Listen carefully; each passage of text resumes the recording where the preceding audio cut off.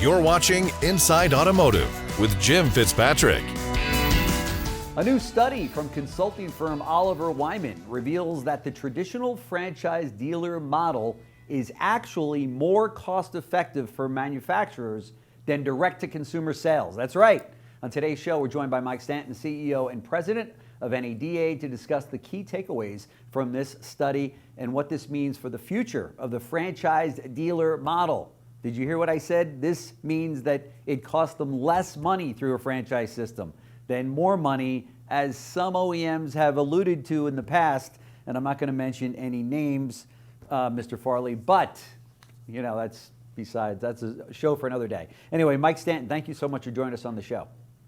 Yeah, Jim, great to be here. Thank you for having me again. Sure, appreciate it. Sure. So thank you for being here. This is a great study. I mean, this is something that I think we all knew in the retail side of the business, and those guys in the ivory tower over there in the OEMs are, you know, we knew when they were kind of leaning towards that to say, oh, it might cost us more money to have a franchise. No, it doesn't. Are you kidding me? With all the things that we take on. But what were some of the big takeaways from the study for you? Well, you already gave the punchline. The big takeaway is that dealers are not an added cost. Dealers are a value to the automakers. And as you said, we knew that intuitively, but we thought it was important to put some horsepower behind our thoughts and to hire a great firm, which we did in Oliver Wyman, and we had them study this for us. And we have a very unique data set here at NADA. We have lots of 20 group data. And Oliver Wyman has access, of course, to all the publicly available information.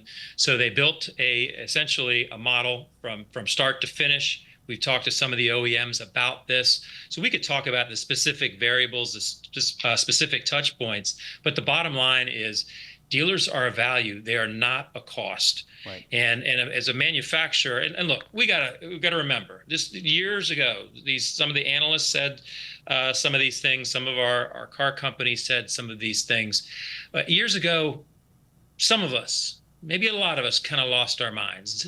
Times were different. We were in the middle of COVID. We didn't have the inventory that we've had historically. We didn't have the inventory that we've had today.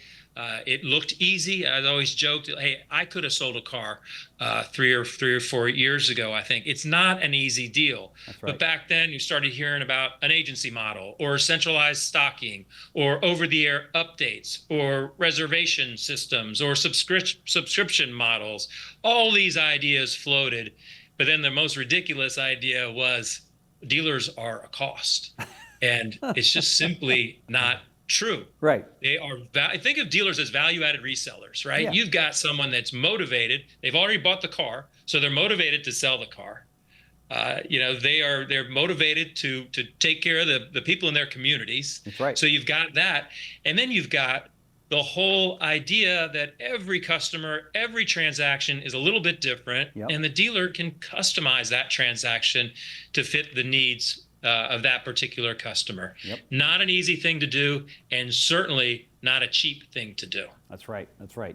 And not to mention, behind every dealership is now 121-day or 125-day supply of vehicles at the dealer's cost, not the manufacturer's cost. So you can imagine, you know, the floor plan alone. I'm sure many dealers would love to not have the floor plan that they pay on the inventory that the OEMs send them, and have to pay all the enormous marketing costs and everything else associated with it. And I don't know, it's amazing that these dealers, these manufacturers would even think for a second that it would be a cost and not a value add. So is this really the first time that anyone's calculated the actual cost versus savings of the franchise model and the direct-to-consumer model?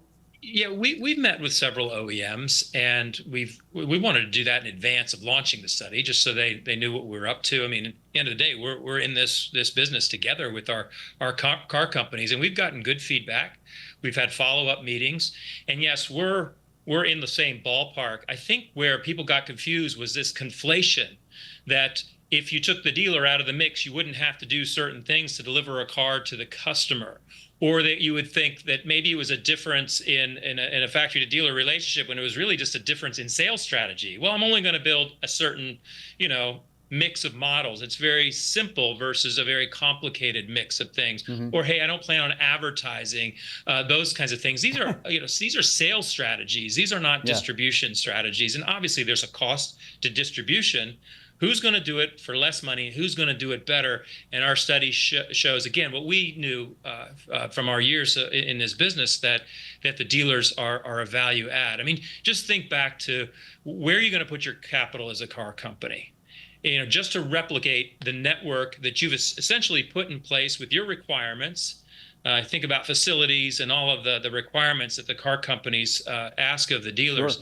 Sure. To replicate that at a mass market, we're talking billions of dollars. That's right. In most cases, tens of billions of dollars. Yeah. Just to replicate the land, the facilities, all of the equipment that's involved. Then you factor in the over 1 million employees that you've got to, got to make sure you're taking care of, and then the many, many thousands of customers that our dealerships deal with every day. Yeah. That's a heavy lift. That's not an easy job. And most manufacturers, and I think just about all of them now, realize that capital is much better spent investing in great product. At the end of the day, I always say it's simple business. So when you think about great product, great customer experience, but getting there is not so simple. It sounds simple, but getting there is complicated. We got to work together to do that. Yeah, no question about it. What does this tell you about the future of the franchise dealer model? And what does this tell you about the future of the direct sales model? Yeah, I've really dedicated my whole career to working for and representing car dealers. And I wouldn't be in this job if I didn't believe in exactly what it is that these men and women do every day. Yeah. So this, to me, it just reassures me that I made a good career choice. Franchise system is not going away. We all know that. And at times there can be new people at the factory that think that they've got some great new ideas that have probably already been tried before, or we've got new analysts on Wall Street. Yeah. Hey, we should always be looking at how we can get better as an industry, how we can grow revenue, how we can reduce expense. Sure. So to me, that just takes this part of the conversation. It was really more noise than anything else. Let's put that aside. Let's talk about doing what I just said. Let's grow our business. Let's cut expense where we can. Let's focus on taking care of the customer, not on pointing fingers about, who costs more, who costs less. That's right. That was a wasted time. It was a big distraction for us here at NADA. So it's just good just to get the facts out on the table. Again, we commissioned the study. We shared our data to help Oliver Wyman produce the results, but it was an independent study done by some experts. Congratulations on this incredible study. To your point, it's pretty much what we knew all along, but it's great to have this independent entity, really verify this and just say, hey, this is exactly the way you thought it was, and so it's something that we knew. Let me switch gears a little bit. With you, Jim, if I could, just so your audience knows, sorry to interrupt, but I want them to know we didn't just publish, or Oliver Wyman published a study and put it on a shelf. We are, again, actively sharing this information with all of the car companies and the analysts on Wall Street. So this thing's got some legs, and we're going to continue to use the study to reinforce the message. Good. Have you heard back from any of the OEMs yet on it as to what their take is? Yeah, we've had round two with a couple. Going back and forth, talking about the numbers, making sure we clarify and we understand each other's points of view on this. I would characterize the conversation as very healthy. Okay, good. All right, so switching gears a little bit, let's talk about the hurricane. I know you guys are always you're concerned about the dealers in that area and the employees of those dealers, and of course the consumers as well. There was a report in Automotive News, or I should say a news report with Ken Ganley that he said he lost some 700 vehicles due to this terrible storm. Talk to us a little bit about where that stands. Yeah, brutal. I mean, of course, the most impacted are the people and the families, people that have died. Almost 200 people reported dead. Incredible. Probably hundreds more to come. Just devastating. And we've heard from dealers, and we've heard from my colleagues in the states, in Virginia, Georgia, Tennessee, North Carolina, South Carolina, Florida, been in close contact with those folks to make sure that they know the NADA is here for them.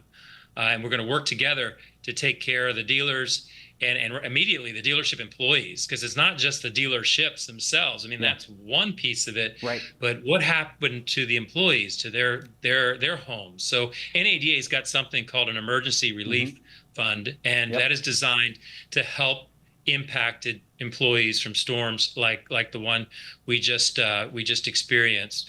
So I'd like to, I don't usually promote on your show, although maybe from time to time, but please, if you could ask your audience, or at least let me ask your audience to go ahead and search the NADA Emergency Relief Fund, and if you see it in your heart to donate, that money will go directly to the employees that have been impacted in those states. NADA covers all the administrative costs. That money will be put to good use. So I ask that the dealers out there, please look out, please help us help their fellow dealers and their employees. For sure. We're showing all the information on the screen here as to how to connect, and then there is going to be a link right below the video that you're watching right now, so you're just a click away. We'll make it real easy for you to donate, but that is fantastic, Mike, that you're doing that. You've done that in past storms, and it's really done a tremendous amount of good work for so many people that were affected.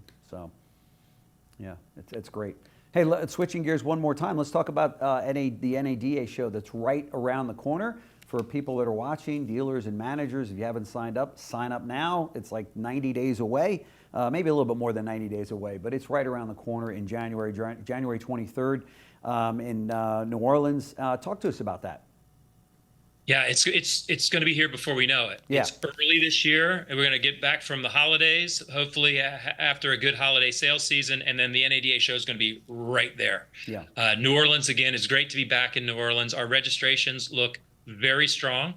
The exhibit floor has been sold out for months now. So it'll be another great show. It is the industry event of the year, and that's because so many participate. The vendors show up in a big way, so do the dealers, and so do our car company partners. And so there certainly is a lot to discuss, a lot to compare notes on, and try and get smarter on all of the the issues surrounding the industry right now. We've got an election coming up, and we'll have to see how that impacts our industry.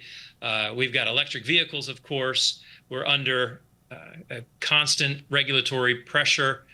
We've got considerations about the impact of the Chinese and what that might look like for us down the road. Just a lot to discuss, to get smart about, and really align on. We need to align, and at NADA we want to make sure we're listening, so we make the best decisions that we can for the people that we represent, the car dealers in this country. That's right. Mike Stanton, CEO and President of NADA, thank you so much for joining us today. We will see you out in New Orleans at the NADA convention. Thanks so much. Thanks for watching Inside Automotive with Jim Fitzpatrick.